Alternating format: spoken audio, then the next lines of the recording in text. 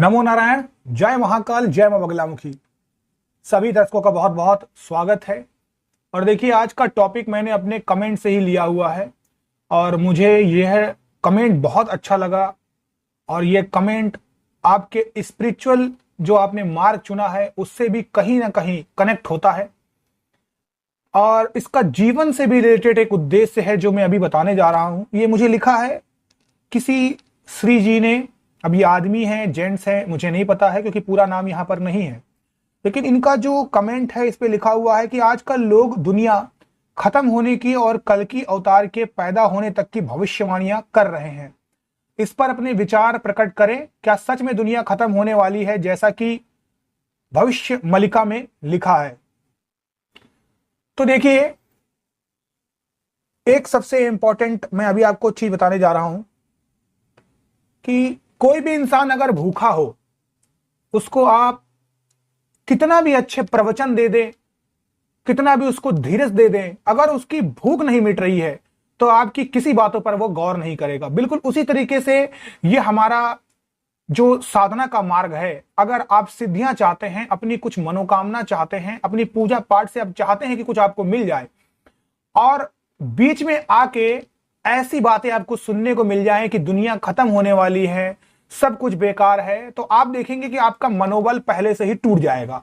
क्योंकि फिर आप सोचेंगे कि मैं क्या करूं इस साधना को पाके, मैं क्या करूं इस सिद्धियों को पाके, कैसे मैं पैसे को कमाऊं और क्यों कमाऊं, किसके लिए कमाऊं, सब कुछ तो खत्म होने वाला है। और कुछ हद तक नहीं, 100% हद तक ये सही भी है। क्योंकि जब जिंदगी का आगे का ही मार्ग एकदम बंद हो तो चल के ही क्या करना। लेकिन एक बात आप जान लीजिए, जो भी इंसान ऐसा कह रहा है कि ये दुनिया खत्म होने वाली है, इस बात में कितनी सच्चाई है कितनी नहीं है, लेकिन आपको उन बातों पर गौर नहीं करना है। इन बातों को इस तरीके से समझना है कि आप अपना मार्ग जो है उस पर हमेशा चलते रहिए, अपना काम करते रहिए। जो समय चाहेगा वो समय करेगा, जो आप चाहेंगे आप करेंगे, जो ईश्वर चाहेगा वो ईश्वर करेंगे। ठीक है? तो सबने अपना अपना एक तरीके से कार्यभार ले रखा है। आप बिल्कुल ये क्या दुनिया कह रही है, कौन क्या कह रहा, उस पे न करके अपना काम करते रहिए। हर इंसान को एक दिन जरूर ऊपर जाना है, मरना है, ये अच्छा सा सत्य है। तो इस सत्य पे ही आप चलिए। देखिए, कलयुग में ऐसे बहुत से लोग हैं जो पूजा पाठ नहीं करते, लेकिन अगर आप उन सब लोगों से हटकर पूजा पाठ कर रहे हैं तो ऑलरेडी आपने बहुत बड़ी जंग जीत ली है, इसमें कोई शक नहीं है। ठीक है? तो कल की जो अवतार है उनका पुराणों में वर्णन मिलता है और कई कई जगह में आप देखेंगे कि इनके नाम से पूजा पाठ और कर्मकांड भी शुरू हो चुके हैं। और कुछ कुछ संगठन तो ऐसे भी कहते हैं कि कल की अवतार जो है वो ऑलरेडी जन्म ले चुके हैं, है ना। तो कल की अवतार जो है वो भगवान विष्णु के ही एक अवतार हैं और इनका आपको वर्णन भी कई जगह में मिलेगा। श्रीमद् भागवत पुराण में भी मिलता है, इसमें कोई शक नहीं है। लेकिन क्या वाकई में ये अंत हो चुका है कलयुग का? तो इस तरीके से समझिए कि अभी जो कलयुग है 4,32,000 वर्ष का टोटल है ये, जिसका अभी एक प्रथम चरण ही चल रहा है। यानी जो हमारा कलयुग है उसका आरंभ 3102 ईसा पूर्व हुआ था, 3102 ईसा पूर्व, और अभी केवल 5,119 साल ही बीते हैं। यानी अभी भी 4,26,881 वर्ष बाकी हैं। और ऐसा नहीं है कि जो ये कल की भगवान है उनकी पूजा पाठ अभी से चल रही है, कई सालों से पहले से ही इनका प्रारंभ हो चुका है ना। तो लोग पूछते आ रहे हैं। स्कंद पुराण जो है, स्कंद पुराण देखिए, स्कंद पुराण के 10वें अध्याय में भी, 10वां अध्याय जो स्कंद पुराण का है वहां पर भी ये चीज वर्णित है कि कल की जो भगवान है उनका अवतार संभल ग्राम में होगा। और यही चीज आप देखिए अग्नि पुराण जो है उसके भी 16वें अध्याय में कल की अवतार का चित्र सहित वर्णन मिलता है। ठीक है?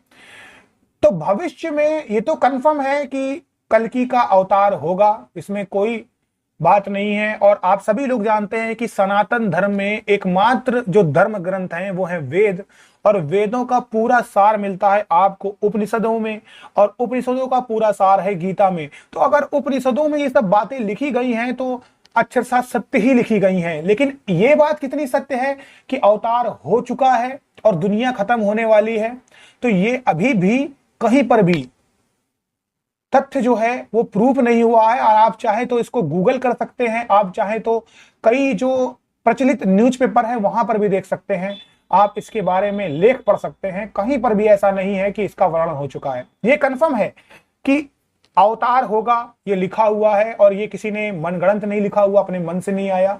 तो ये चीजें हैं, इसमें कोई बात नहीं है।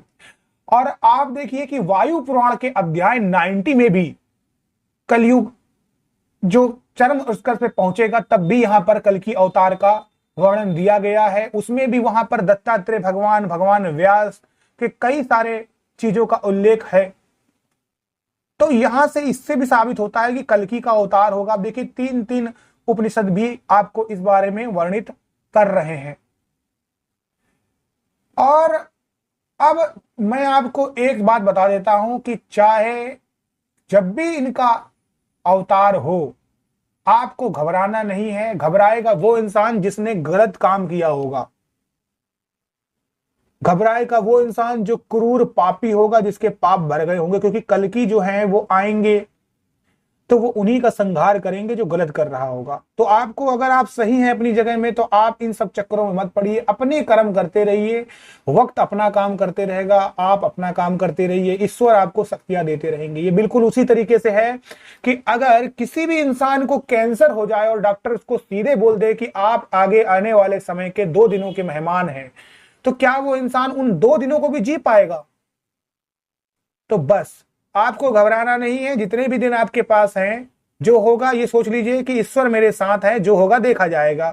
और कल की अवतार कोई राक्षस तो है नहीं, भगवान नारायण के ही अवतार है ना। तो नारायण जगत के पालनहार है, तो जो पालनहार है वो पालन ही करेंगे ना, संहार तो करेंगे नहीं।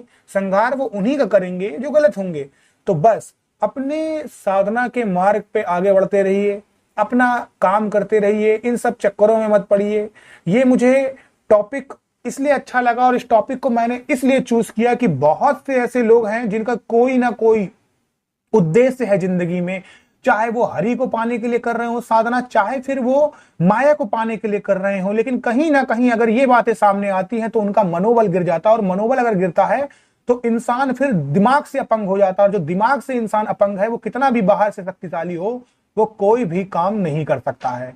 तो अपने तपोबल को बढ़ाते रहिए, ईश्वर पे भरोसा रखिए, अपने समय पे भरोसा रखिए, अपने आप पे भरोसा रखिए, अपने कर्मों पे भरोसा रखिए, और बस आगे बढ़ते रहिए और जिंदगी में साधना के मार्ग पे चलते रहिए। आपका भी भला ही होगा।